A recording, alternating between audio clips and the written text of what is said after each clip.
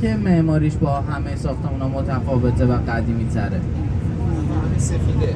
بله ساختمانی که سفیده. بله کلی سفارت امریکاست.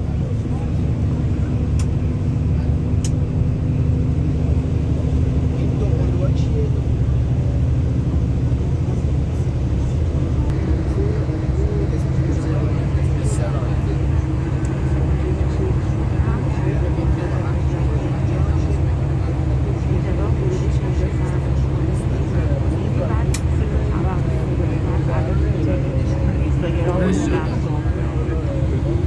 دوستان سمت چپتون هم همون موزه آینده بود.